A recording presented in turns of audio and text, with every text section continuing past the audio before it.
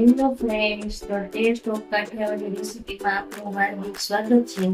આજે આપણે બનાવશું ઝડપી અને ખૂબ જ ટેસ્ટી અને બધાનું મનપસંદ અને ઘરની સામગ્રીમાંથી બનતું એવું રતલામી સેવ અને ટમેટાનું શાક. આ રેસીપી મારી પસંદ આવે તો લાઈક, શેર અને સબસ્ક્રાઈબ કરજો. અને તમે પણ રતલામી સેવ ટમેટાનું શાક બનાવીને મને ખાસ કમેન્ટમાં જણાવજો કે તમને આ શાક કેવું લાગ્યું. તો ચાલો બનાવીએ રતલામી સેવ ટમેટાનું શાક.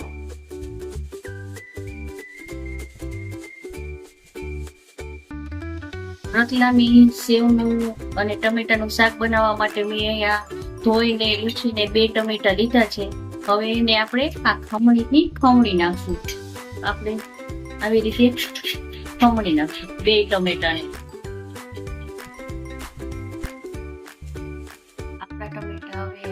છીણાઈ ગયા છે. જો તમારે ટમેટાની પ્યુરી લેવી હોય ને તો પણ તમે લઈ શકો છો, પણ આ ટમેટાનું છીણ આપણે લઈને તો એનાથી તેલ પણ જલ્દી છૂટું પડે છે અને સરસ મજાના જલ્દી ગળી પણ જાય છે. અને હવે આપણે ગેસ ચાલુ કરીશું અને એમાં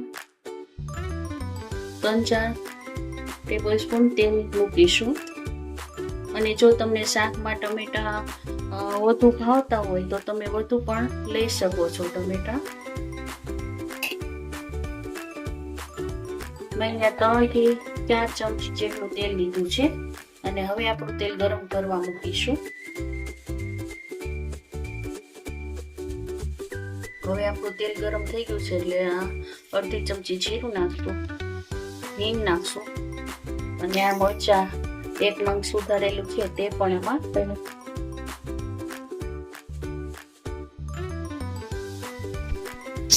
ભેગી આપણે કલર માટે 5 ચમચી હળદર ઉમેરશું અને સાતરી લેશું.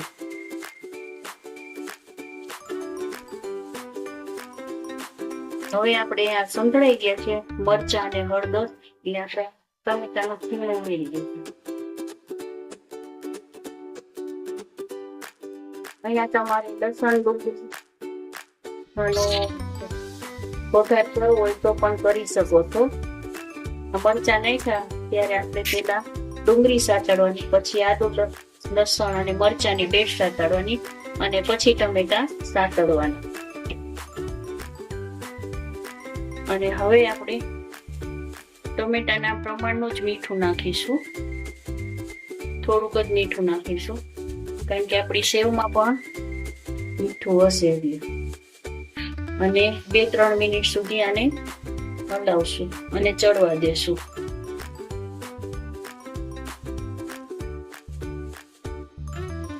2-3 મિનિટ થઈ ગઈ છે અને વચ્ચે વચ્ચે મેં શાકને હલાવ્યું છે.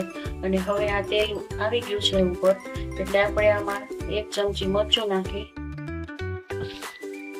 અને 1 ચમચી જેવું ધાણા જીરું નાખી અને મસાલાને મિક્સ કરી લઈશું.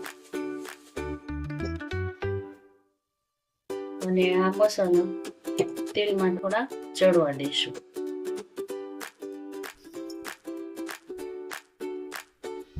હવે આપણા મસાલા સંતળાઈ ગયા છે અને તેલ છૂટું પડી ગયું છે એટલે અડધો કપ ગરમ પાણી નાખીશું.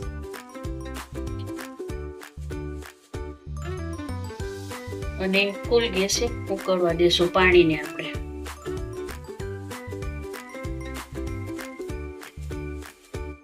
હવે આપણું આ પાણી ઉકળી ગયું છે એમાં આપણે આ 1 વાટકો રતલામી સેવ નાખીશું અને મિક્સ કરી દઈશું.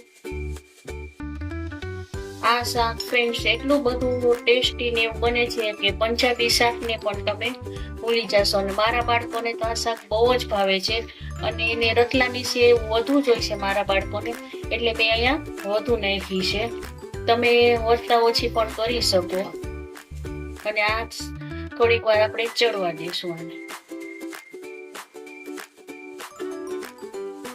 હવે આપણે આમાં 1 ટીસ્પૂન પાવભાજી મસાલો નાખીશું અને આટલો 5 ટીસ્પૂન જેટલો ગરમ મસાલો નાખીશું. બંને પેલેટ નાખવાના છે એટલે સરસ મજાનો સ્વાદ આવે અને સુગંધ પણ સરસ આવે ને ટેસ્ટી બને. હવે 2 મિનિટ આપણે આવી રીતે તેલ ઉપર આવે ત્યાં સુધી રાખી મૂકવાનું છે. આપણું શાક આ બની ગયું છે સરસ મજાનું. અને હવે આપણે ગેસ બંધ કરી દેશું અને કોથમીર નાખીને ગાર્નિશ કરીશું.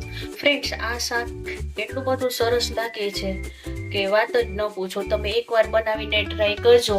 અને આ શાક તમારે પરોઠા, બ્રેડ કે પાવ સાથે પણ ખાઈ શકાય છે. અને આશા રાખું છું કે આજની આ મારી રેસીપી તમને સારી લાગી હશે અને મને કોમેન્ટમાં જણાવજો કે આ શાક કેવું બન્યું છે. ચાલો તો શાકને આપણે ગાર્નિશ કરીને રેડી કરી લઈએ.